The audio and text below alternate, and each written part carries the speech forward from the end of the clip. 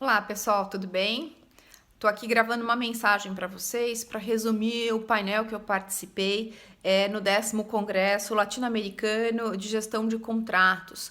Na verdade, foi uma mesa de discussões a qual eu participei, eu fui a facilitadora das discussões para a gente falar de ferramentas de compliance dentro da gestão dos contratos.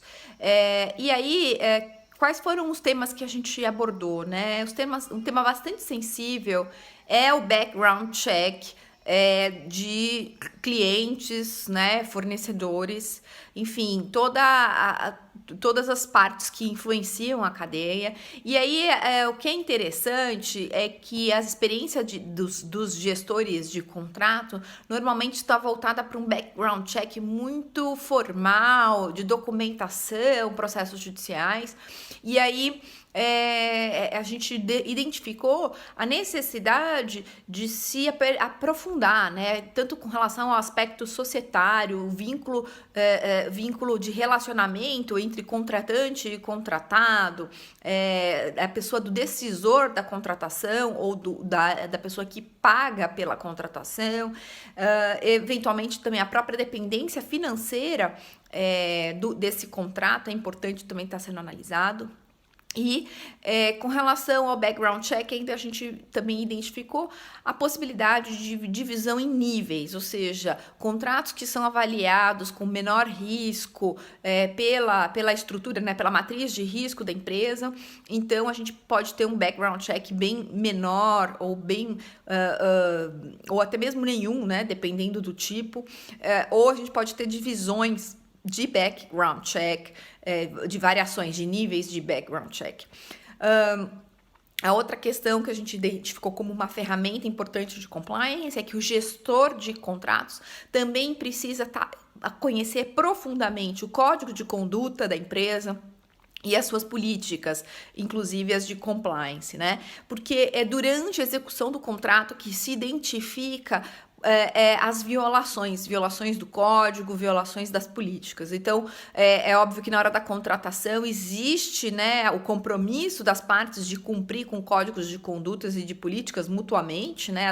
Normalmente é assim que se funciona, mas o gestor do contrato, então, ele precisa conhecer bem o que está acontecendo para identificar uma violação durante a fase contratual.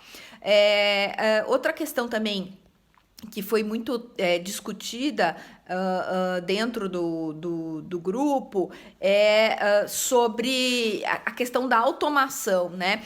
A automação é uma ferramenta de compliance e aí a gente se conclui que sim, porque a partir do momento que eu crio, então, processos automatizados em que a informação é imputada dentro de um sistema, a gente consegue, portanto, garantir um pouco mais de segurança, né, desse contrato, de que não vai haver, então, uma violação, uma fraude.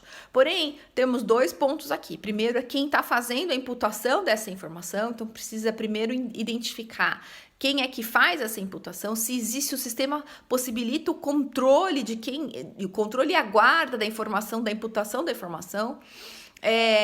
Porque se um dia eu precisar avaliar, eu vou saber quem colocou aquela informação, né? E o segundo, a questão muito importante na questão da automação da gestão dos contratos, é que os requisitos de medição, os indicadores desse software, eles precisam estarem alinhados com a atividade da empresa e possibilitar que esse gestor de contratos identifique um cheiro, uma fumaça de não conformidade, tá? Então, é muito importante isso, porque às vezes os sistemas são implantados, mas de uma forma que a gente não consegue identificar algum tipo de não conformidade.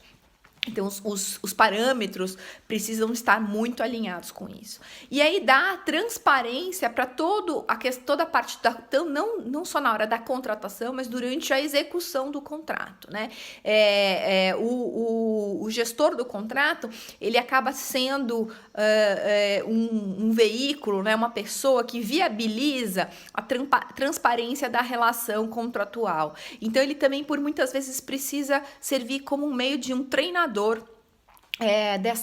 das partes, né? Em que ele vai passar as informações da empresa, vai, de uma forma ou de outra, dar inputs sobre o seu código de conduta, eventualmente evitar algum tipo de violação de não conformidade.